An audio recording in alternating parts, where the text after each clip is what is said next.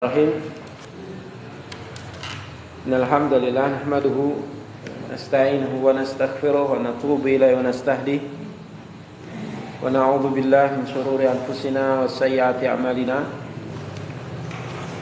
Man yahdihillahu fala mudilla lahu, man yudlil fala hadiya lahu. Asyhadu an la ilaha illallah wahdahu la syarika lahu wa asyhadu anna Muhammadan abduhu wa rasuluh. Kita lanjutkan membaca kitab fikih Manhajus Salikin wa Tawdihul Fiqhi Fiddin karya Syekh Abdurrahman bin Nasir As-Sa'di rahimahullah ta'ala, yang mana kita masih pada Kitabul Buyu sampai pada syarat yang ke-6 dari transaksi jual beli. Apa syarat yang ke-6? Hendaknya akad atau transaksi itu tidak dalam perkara-perkara yang haram, baik haram secara zatnya maupun haram secara wasilah, ya, untuk tujuan haram, itu namanya wasilah. Bagaimana sampaikan oleh mu'alif di sini.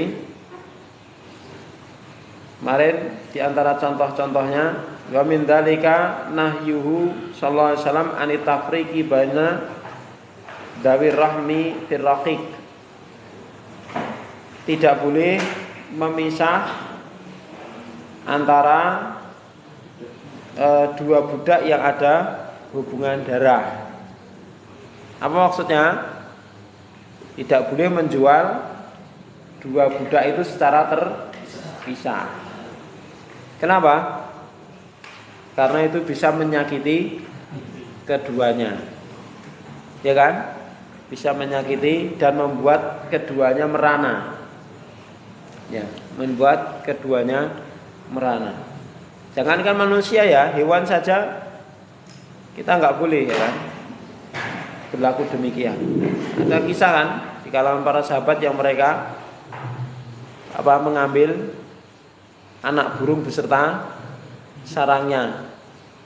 Kemudian burung itu berputar-putar, induknya itu berputar-putar mencari sarang sama anaknya. Maka apa kata Nabi? Siapa yang mengambil sarang sama anak burungnya?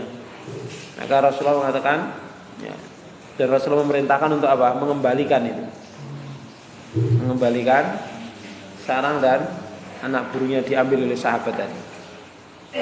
Itu menunjukkan belas kasih Rasulullah sallallahu alaihi wasallam dan Islam secara umum kepada makhluk, ya. Jangankan kepada manusia, pada hewan saja seperti itu. Tidak boleh menyakiti, tidak boleh menyakiti mereka. Maka termasuk budak, walaupun budak itu harta, ya kan, budak itu kan ibaratnya harta itu yang bebas ditasarrufkan, mau diapakan, dihadiahkan, mau dibebaskan, mau dijual, itu boleh. Tetapi walaupun itu harta tetap ada adabnya, ya. Dan itu adalah dilarang jual beli atau menjual budak atau membeli budak yang itu mengakibatkan berpisahnya dua budak yang ada hubungan darah. Kemudian juga wa min dzalika idza kana mustari yu'lamu minhu annahu yaf'alul maksiyata bimastarahu. Seandainya dari pembeli itu diketahui dia akan berbuat maksiat dari sesuatu yang dibeli itu, maka juga enggak boleh mengadakan transaksi jual beli dengan orang seperti itu. Misalnya di sini contohkan seperti membeli biji-bijian dan telur untuk tujuan perjudian. Jadi telur sama biji-bijian untuk tujuan judi. Maka ketika kita tahu tujuannya untuk judi nggak boleh. Ya, makanya mending tahu atau mending enggak? Mending nggak tahu lah. Ya, maka kalau ada orang beli sesuatu yang mubah, nggak usah ditanya-tanya secara detail. Kecuali kalau tanpa tanya kita sudah tahu itu biasanya memang untuk hal yang nggak baik, maka ya kita harus beralasan. Mungkin pembelinya ngeyel, karo aku ra etuk lah, karo kayak etuk piye lah, gunane beda. Alasan terus tadi musuhi itu Pak. Gimana? Saya ini yang sudah kan dia pesen kue tuh Pak. Lalu buat yasinan gitu. Ya. Kalau nggak dikasih ntar artinya malah gitu. Ya, ya itu memang suatu konsekuensi ya, satu tantangan memang. Ya, itu resiko. Ya kita nggak apa-apa kalau misalnya ada orang yang marah dengan kita, nggak suka karena kita mengerjakan syariat, kan nggak apa-apa. Jangankan kita nabi aja, ya kan, kurang gimana itu masih dibenci ya kan? Tapi kalau bisa dengan cara hikmah, menolak dengan cara yang hikmah, bisa apa? Beralasan dengan cara yang tidak membuat marah, maka itu harusnya diusahakan. Mencari cara supaya orang itu tidak marah. Seperti itu. Awi silahi lil fitnah, atau membeli senjata untuk kekisruhan, kegaduhan misalnya, untuk teror. Ya. Aw ala kita itorik, atau menjual senjata kepada perampok, begal. Sudah tahu kerjaannya begal itu kan. Ya. Demikian juga termasuk jual beli yang dilarang adalah apa? Talakil jalab. Apa itu? Mencegat orang-orang kampung yang mau ke pasar, itu dicegat dagangannya.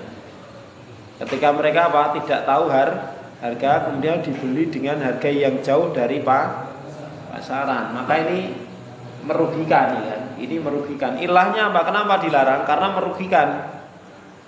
Ya, merugikan orang kampung. Dan ini yang sekarang terjadi ya. Ini yang sekarang terjadi di kalangan kita. Bahkan sekarang petani itu Masya Allah ya, nasibnya betul-betul ngenes sekali ya petani sekarang. Jadi mereka itu di satu sisi harus membuat produk bagus, padahal dihadapkan pada kenyataan sarana produksi mahal, pupuk, pestisida, kemudian juga apa, tenaga kerja juga mahal. Selain mahal, juara. Sekarang yang buruh tani itu sedikit sekali. Makanya di daerah kita, di daerah timur sana, itu banyak sekali yang lahan-lahan nganggur sekarang. Karena apa? Kalau dikerjakan malah menghabiskan apa-apa itu. Mending di nganggur aja. Ada rumputnya malah buat pakan ternak, udah selesai. Itu mending kayak gitu. Karena kalau dikerjakan rugi. Jadi petani itu tidak bisa membuat harga. Yang membuat harga itu memang pedagang. Sehingga yang kaya-kaya itu pedagang. Makanya banyak di antara petani itu yang akhirnya apa? Lahannya dijual sama pedagang-pedagang yang asalnya tidak punya lahan. Itu. Dan rata-rata pedagang-pedagang itu menjual itu kalau di kampung itu ya jauh dari harga di pasar itu. Jauh.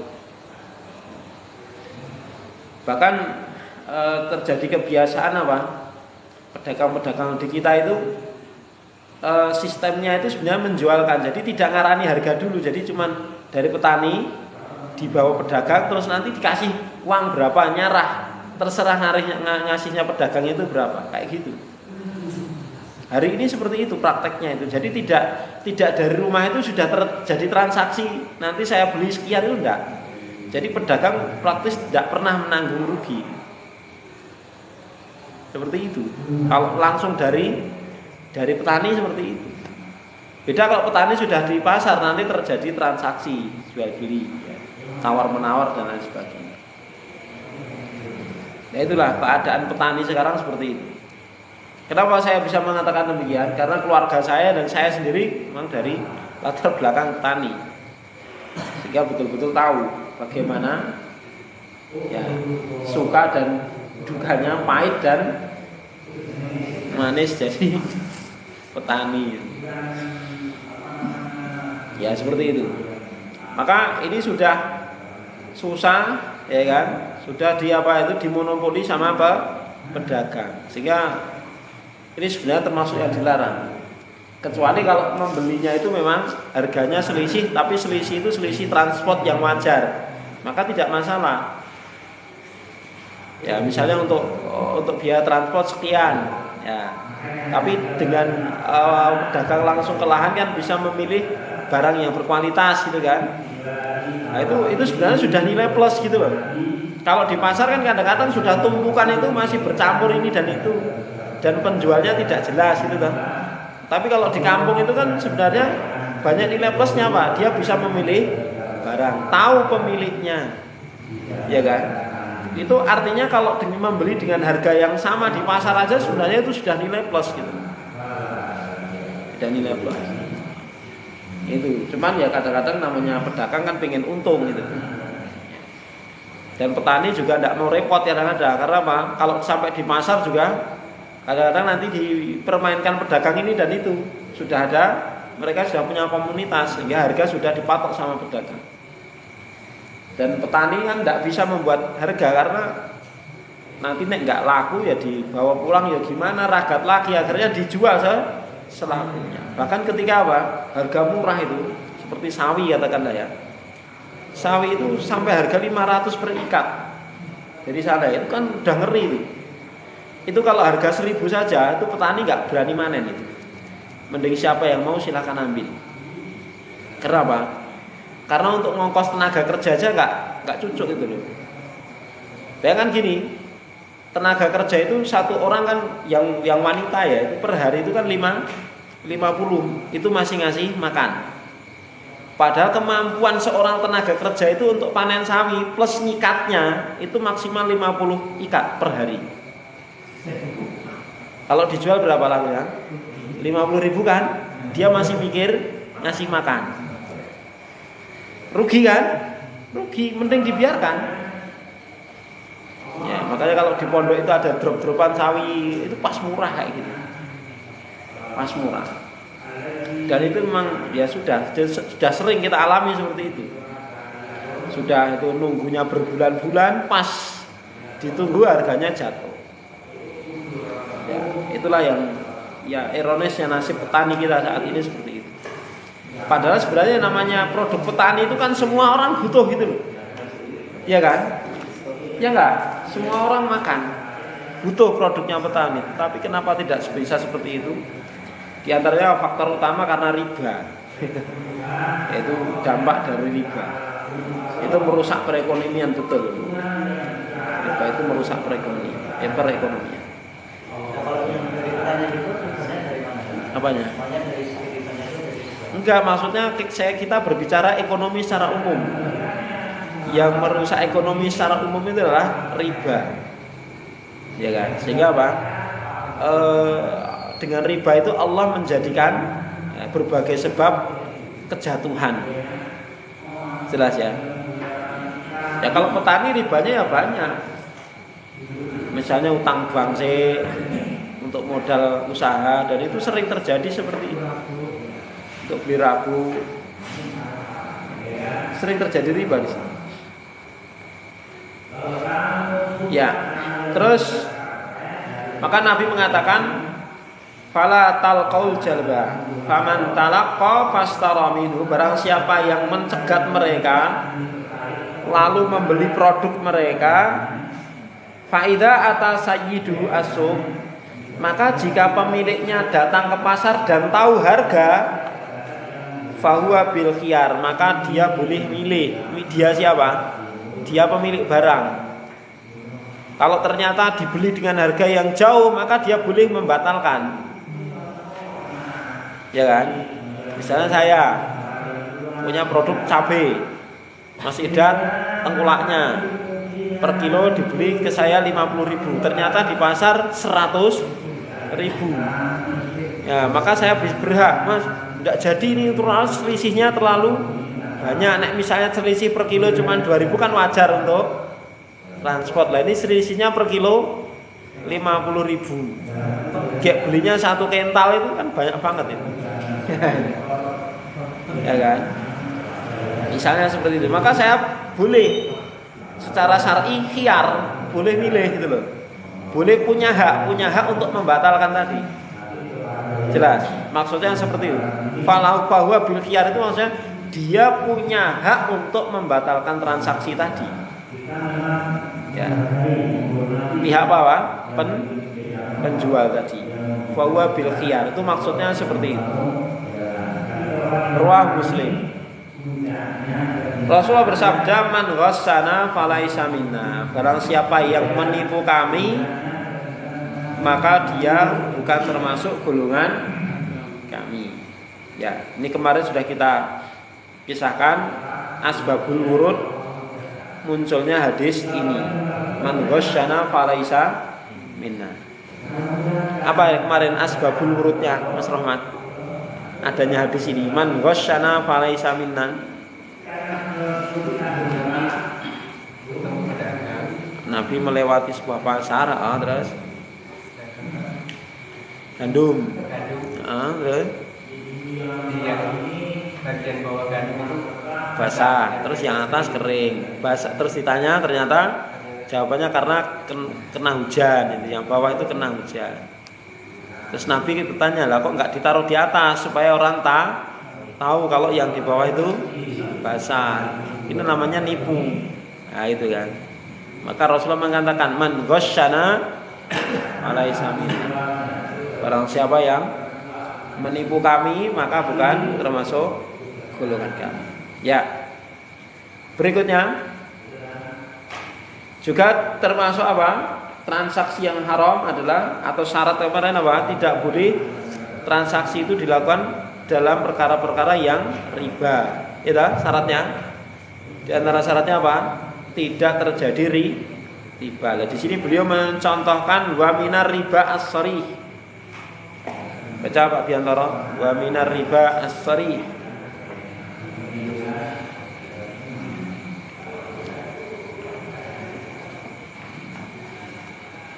Halaman 48, paragraf baris kedua dari atas.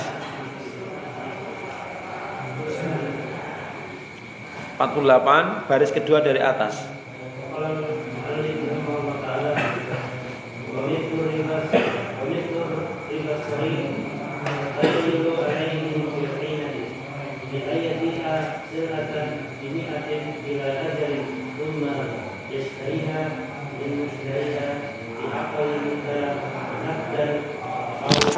Biakoli atau biakola?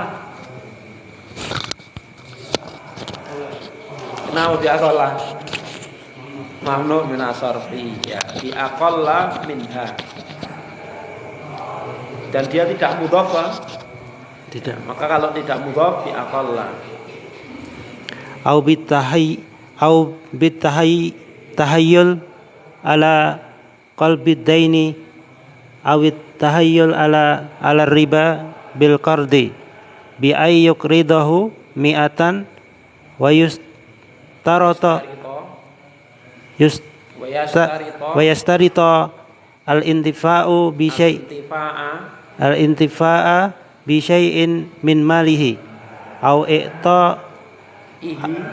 i'ta'ihi an dzalika iwadon fa kullu qardin jarra naf'an fahuwa riba. Ya, coba diartikan. Dan contoh riba sore adalah mengakali dengan jual beli inah, dengan menjual suatu barang 100 seharga 100 sampai dalam ila ajalin apa? Tempo dengan tempo. Ajalin itu tempo. Kemudian membelinya kembali dari pembelinya dengan harga lebih murah darinya. Nakdannya apa? Cash. Ya. Dengan Tempo, cash. Atau sebaliknya. Ya, cukup kita bahas ini dulu. Wa mislu riba as-sari, sebagai contoh transaksi yang di situ ada riba yang sangat gamblang adalah at-tahayyul alai bil ina. Apa tahayyul?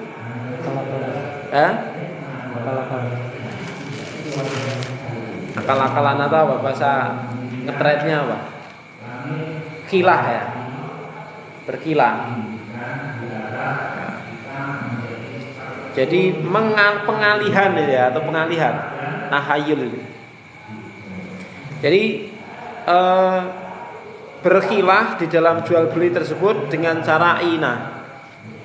Jadi mengalihkan riba supaya tidak dianggap riba dengan cara inah.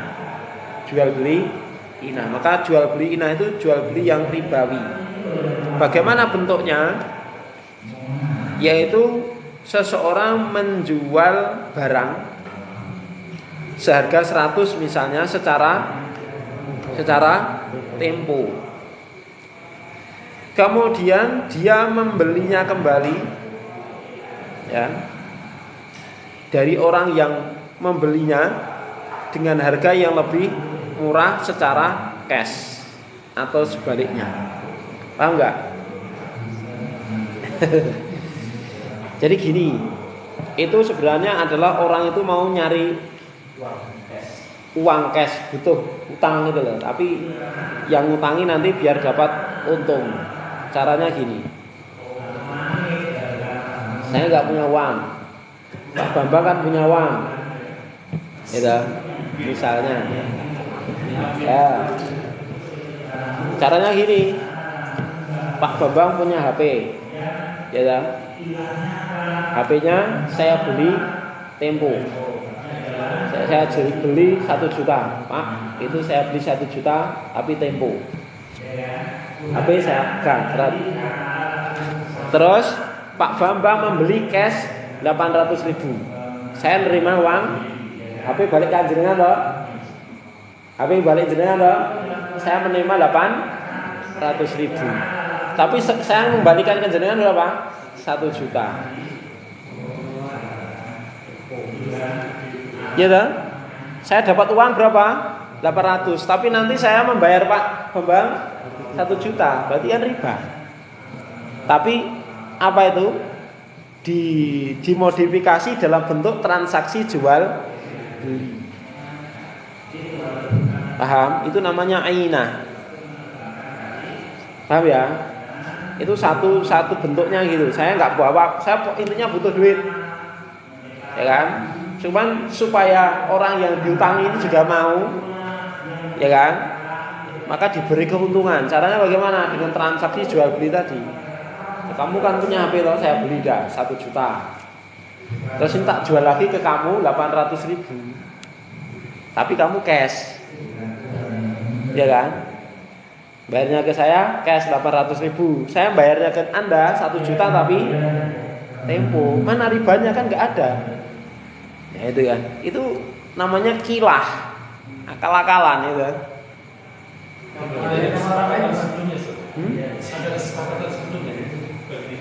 Ya spontanitas bisa saja. Bisa saja terjadi spontanitas. Tapi kan maksudnya di dalam akad itu sudah akad yang salah, yang batil ini. Kalau penjualnya nggak berniat itu ya mas, maksudnya pembelinya yang nggak gitu. Yang sama saja, berniat atau enggak tetap jatuh itu. Transaksinya. Karena bukan masalah niatnya, transaksinya. Walaupun penjualnya enggak, tapi yang penting ketika penjualnya ngasih 800.000 berarti kan sudah jatuh itu akadnya. Ya dah. Kalau di pacaran lain gimana? Gimana?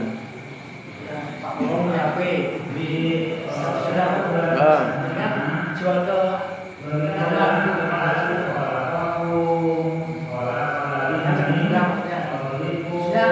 jualnya bukan ke Pak Bambang ke saya. Ini kan 700 tapi dari orang lain. Nah itu transaksinya transaksi beneran enggak gitu loh. Nah, transaksi beneran enggak gitu loh. Kalau transaksi beneran dan memang jual beli, ya itu bukan inah. Ya kan? Jelas ya? Cuman seperti itu kan nanti kan konsekuensinya kan kehilangan HP. Kehilangan HP. Atau sebaliknya. Jadi maka dikatakan bil akes. atau sebaliknya. Nah, di sini nanti sebagian ulama mengatakan kalau sebaliknya di situ ada khilaf, ada yang mengatakan boleh, ada yang tidak. Namun yang aman ditinggalkan. Itu kalau yang bil akes. Tapi di sini menurut saya sama saja. Contohnya ini, maksudnya bil akes gini. Pak Bambang masih butuh HP itu tapi butuh uang. Bagaimana? Beliau nawarkan ke saya, tolong HP saya dibeli, mau saya jual ke Anda berapa?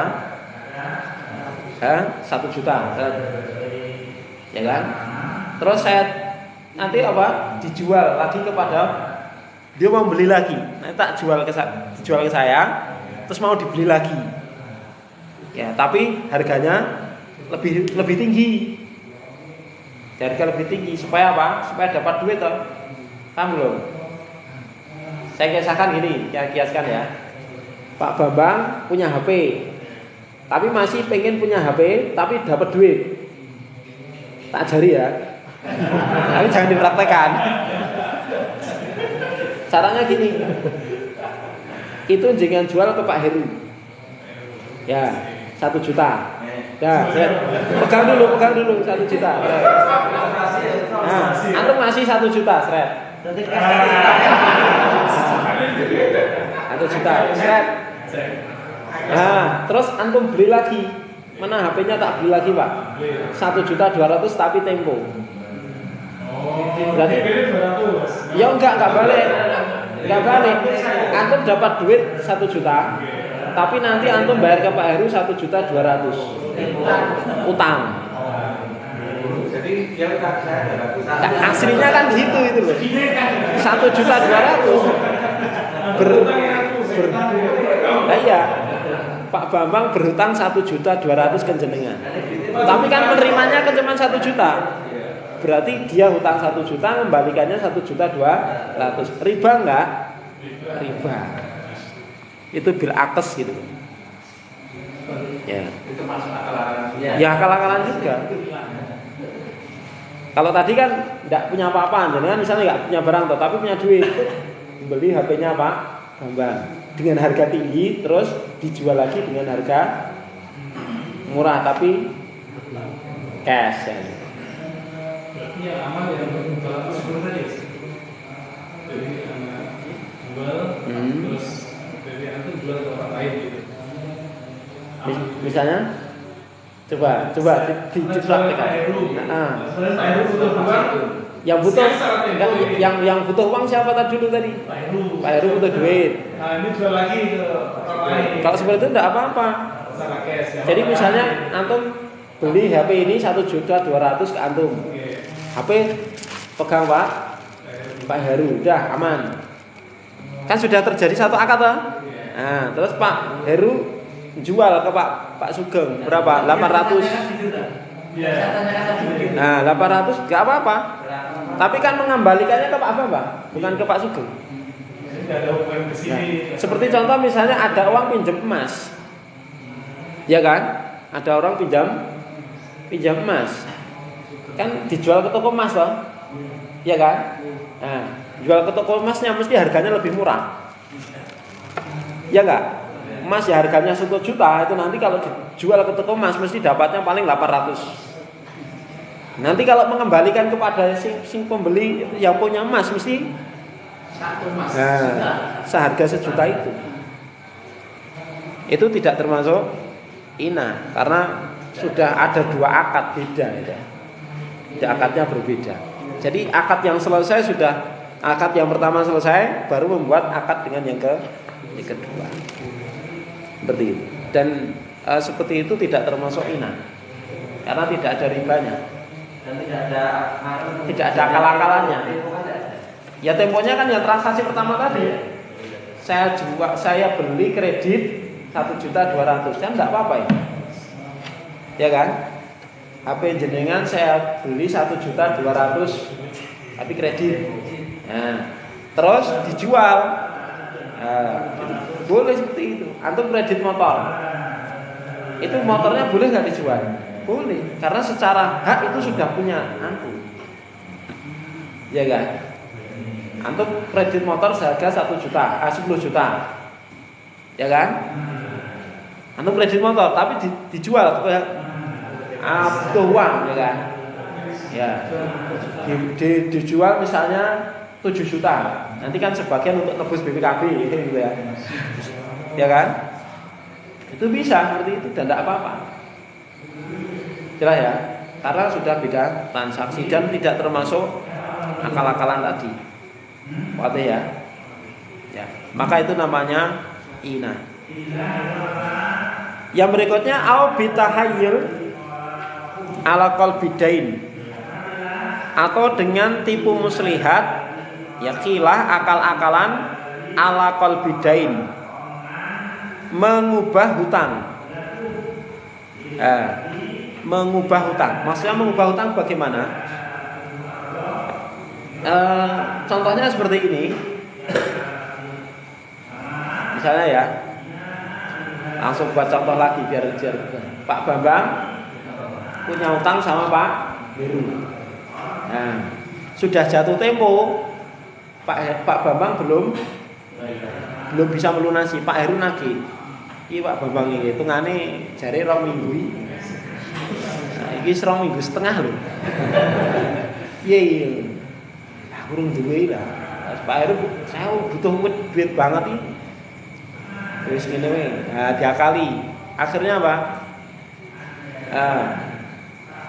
Apa itu? Intinya itu memanjangkan hutangnya tapi naik gitu loh. Intinya apa? Memberi tempo ke lapangan hutang tetapi nanti nilainya naik. Contohnya gini. Nah, Pak Heru punya barang, punya HP lagi. Ya. Padahal yang punya hutang siapa tadi? Pak Bambang ya. Pak Bambang punya hutang 1 juta misalnya ke Pak Heru. Ya wes, gini aja. Saya punya HP. Nah, tak jual ke jenengan. Terus itu dibuat untuk bayar hutang saya. Hutangnya kamu. Ya kan? Tapi nanti jadi naik gitu loh. Nanti nambah. HP-nya balik lagi Pak Heru gitu. Itu akal-akalan. Contohnya bagaimana tadi? HP, coba HP-nya dikasihkan Pak Heru dulu. Ya. Itu ada nagih. Tadi saya minta uangnya. Ya. Transaksi nagihnya dianggap sudah selesai ya. Ternyata Pak Bambang belum bisa ngasih uang ya. Ya, uangnya apa? Hutangnya 1 juta. Iki tak dol dijual ke Pak Bambang. Harga berapa? Pokoknya intinya nanti supaya hutangnya nambah jadi 1,5 juta.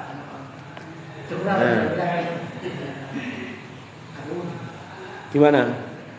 Betul enggak? Utang Bambang bayarnya pakai HP harga 1 juta. Terus dijual. Enggak, ini menjual, apa itu? Menghutangi HP lagi. Ini tak ada HP tak pinjami tapi seharga 1.200.000 atau 1.500.000. Nah, dijual lagi ke Pak Heru lagi tapi dengan harga yang murah. Nah, cashnya itu untuk bayar itu gitu. Intinya nggak mengeluarkan duit tapi utangnya nambah. Jelas ya? Paham belum? Nah, ini kilah itu. Jadi intinya apa? Supaya dia punya kelonggaran nggak bayar utang juga, tapi nanti nilainya naik gitu loh. Dengan transaksi seperti itu juga khilah. Itu namanya takhayul ala qalbi dain. Yaitu. Ya.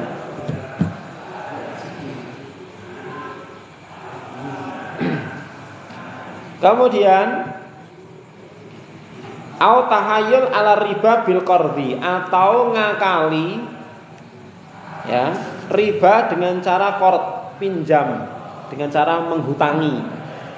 Bagaimana bentuknya? Bi an yukridahu mi'atan, yaitu dengan cara menghutangi 100, entah 100 juta, 100 dolar, pokoknya 100. Tetapi dia mensyaratkan intifak bisai'in min malihi, dengan sesuatu dari hartanya. Contoh, Pak Bambang atau Pak Heru ganti ya, ganti. Pak Heru nggak punya duit, nembung utang ke Pak Bambang. Bambang ya aku rodok ruwet iki, misalnya gitu. Nek longgaran ora. Eneng. Tapi ora usah akeh-akeh. 10 jutae gitu kan. Ya nggak apa-apa, tapi saya pinjam HP-nya selama pokoknya jenengan belum bayar utang, HP-nya saya pakai. Ya, mensyaratkan apa? Ada manfaat sebut atau motor. Jaminannya apa? Motor. Motor. Nah, kemudian motornya ini dipakai. Riba ini. Ya gade. Itu namanya kalau orang bilang itu gade. Jadi pinjam motor, gadekan motor, tapi motornya dipakai. Itu kan pinjam uang toh sebenarnya. Motornya sebagai kalau namanya jaminan itu sudah diemin aja di rumah. Ya kan? Didiemin di rumah. Kalau misalnya pakai biaya operasional ya minta sama yang ini untuk perawatan, manasi, beli bensin dan lain sebagainya, per bulannya 50.000, ya, dihitung 50.000. Tapi biaya perawatan itu. Tapi jaminan tidak boleh dimanfaatkan.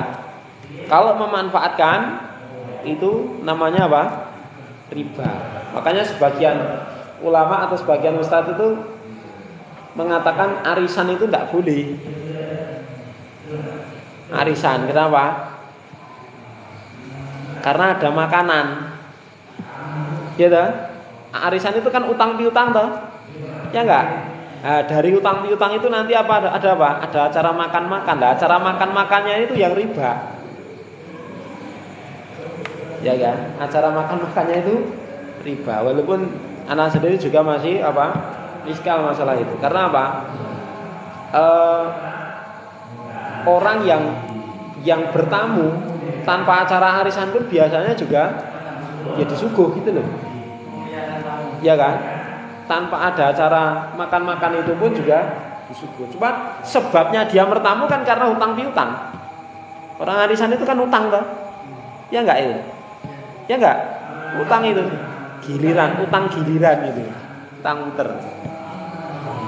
Nah, apa yang menjadikan itu riba? Ada kaidah nih kan. Fakulu qardin jarra naf'an fahuwa riba. Semua pinjam meminjam yang di situ ada tambahan manfaat maka dihitung riba, itu kaidahnya. Sehingga adanya makan-makan itu kan naf'an lah itu. Ada manfaat dari adanya pinjam meminjam. Utang piutang itu karena murni ibadah. Ya kan? Murni untuk apa? Tolong menolong. Maka tidak boleh mengambil keuntungan. Lah untungnya apa lah? Ya untungnya dapat pahala kalau ikhlas. Ya kan? Apa yang kalian? Apa? Kenapa? Kita membeli ya. Terus ada unsur tampilan. Kan kita nggak mengeluarkan uang. Ya. Kan tukang musiknya. Dan tukang musiknya tukang piutang terus dia dapat manfaat dengan Ya itu. Maka sebagian ulama atau sebagian ustaz mengatakan praktek-praktek seperti itu termasuk riba. Ya, praktek-praktek seperti itu termasuk riba. Kecuali memang sudah dijelaskan transaksinya. Jadi nanti harganya sekian, terus ongkos kirimnya ini ongkos kirim gitu kan. Jadi ongkos kirimnya sekian. Jadi itu namanya jasa ongkos kirim. Jadi apa itu yang menjadi tanggungan utama itu kan sebenarnya apa? Seandainya dia mau ngambil sendiri ke tempatnya apa?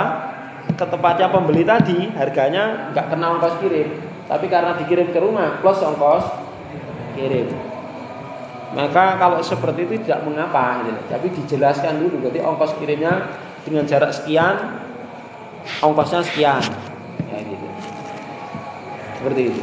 Maka sebagian ada yang mengatakan untuk kehati-hatian itu ditinggalkan. Tapi sebagian tidak mengapa, asal jelas akadnya. Untuk apa? Untuk jual belinya berapa? Misalnya untuk membeli harga barangnya itu misalnya 100.000, ongkos kirimnya 10.000, jelas gitu loh. Sehingga membayarnya nanti apa? 110 itu yang 100 untuk barang, yang 10 untuk ongkos kirim. Seperti itu. Maka seperti itu tidak riba. Tapi kalau misalnya harga baru disepakati ketika sudah sampai di rumah, nah itu riba. Ya kan? Berapa habisnya baru tanya itu ya. Maka itu riba yang seperti itu. Ya, wallahu a'lam. Berarti kalau umpamanya kita pesan barang, ya dijelaskan secara detail, cuman barang ini plus ongkirnya udah segini gitu. Tapi Ya sudah masuk itu, sudah termasuk penjelasan itu ya. Sudah plus ongkos kirim itu sudah termasuk penjelasan. Sudah ditafsil itu. Maka yang seperti itu tidak mengapa. Cukup? Ya. Ya selesai ya. Ya. Berikutnya baca Mas Idhat, wa minat tahayyul. Bismillah, qala al-mu'allif rahimallahu ta'ala, wa minat tahayyulu bai'un haliyun Khili bai'un fiddatin hiliyyi fiddatin ma'ahu ghairuhu bifiddatin au mudda ajwatin wa dirhamin bidirhamin. Wasalan Nabiy sallallahu alaihi wasallam an bai'it tamri birrutabi faqala ayan kusu idza jaffa qalu na'am fanaha an dhalik rawahul khamsah wa naha an bai'is sibrati subrati naha an bai'is subrati minat tamri la ya'lamu malikuha la yu'lamu malikuha makiluha bil kaili al musamma minat tamri. Rawahu Muslim. Termasuk khilah juga, akal-akalan juga adalah menjual perhiasan perak, contohnya khili itu apa? Perhiasan perak, tapi disertai dengannya itu apa? Barang yang lain, ada tambahan itu loh. Menjual perak dengan perak tapi dikasih tambahan, ada tambahannya. Gitu. Berarti kan padahal yang namanya jual beli perak dengan perak kan syaratnya apa? Dua loh. Sama kontan. Nah ini kok ada tambahan, maka itu riba. Misalnya apa? Perak ditambahi misalnya apa? Tambahi uang misalnya. Satu perak dijual dengan satu perak tambah uang. Yang satu pihak ini uang, tambahi uang. Maka tidak boleh. Meskipun ada perak yang kualitasnya bagus, perak kualitasnya sedang. Ya, otomatis kalau ingin memiliki kan yang kualitas sedang harus nambahi uang toh. Ya enggak? Karena harga perak yang ini lebih mahal daripada harga perak yang ini. Maka ketika pihak ini punya perak yang bagus kan otomatis harus nambahi duit. Yang seperti ini boleh enggak? Enggak boleh. Tidak boleh. Lah solusinya bagaimana? Ya ini dijual dulu. Dijual dari duit kabeh baru beli untuk perak yang bagus. Seperti itu. Karena seperti itu apa itu termasuk khilah di dalam masalah riba. Atau contoh lagi, satu mud kurma ajwa ditambah 1 dirham ditukar dengan uang 1 dirham. Jadi ada uang 1 dirham ditukar dengan uang 1 dirham ditambah kurma ajwa 1 kilo, 1 sok misalnya. Itu tidak boleh. Karena apa? Ada tambahan di situ. Kan 1 dirham dengan 1 dirham loh. Kok ada tambahan 1 sok kurma ajwa. Walaupun misalnya apa? Dirham ini dengan dirham ini mungkin nilainya namanya dirham kan sama kan? Satu dirham nilainya sama. Nah, tapi dengan ada embel-embel apa? Satu sok kurma ajwa tadi ada tambahan. Maka ini tidak boleh. Karena apa? Ini termasuk barang ribawi yang harus apa syaratnya? Sama dan cash. Nabi pernah ditanya tentang jual beli antara kurma kering dengan kurma basah. Apa kata Nabi? Ayan kusu ida jafa. Apakah kurma yang basah tadi kalau kering berkurang? Kan mau transaksi kurma kering dengan kurma basah. Yang ditanya Nabi, lah yang basah itu nanti kalau kering berkurang nggak takarannya? Melimpes serah itu kan, satu sok dengan satu sok kering dengan satu sok basah. Ya nanti yang basah ini ketika kering, apakah masih satu sok? Apa jawabnya? Ya, qalu na'am, iya itu berkurang jelas itu. Karena ketika apa? Ketika masih basah kan gendut-gendut. Ketika ditakar kan mesti jumlahnya sedikit. Lah ketika kering kan limpes, nggak ada satu sok, mesti berkurang. Maka apa kata Nabi? Ya, panaha an dzalik. Maka Rasulullah melarang hal itu. Kurma kering dengan kurma basah. Kenapa? Nah, walaupun asalnya sama, satu sok dengan satu sok, tapi apa? Di situ sifatnya berbeda karena nanti apa? Mengalami penyusutan. Maka tidak boleh yang seperti itu. Dan juga Rasulullah melarang dari bai'il subro. Subro itu onggoan, kurma onggoan. Ya, tumpukan dari kurma. Jadi tidak ditakar gitu, cuman kresekan atau bagoran aja, atau onggokan tumpukan gitu. Yang tidak diketahui takarannya berapa sok gitu kan.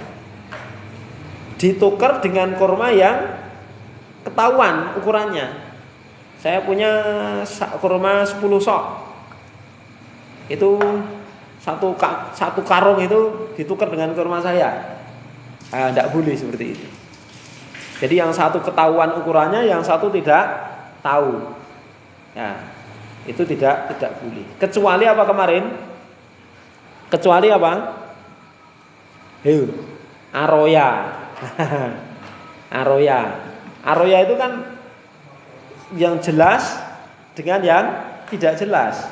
Yang masih ada di pohon.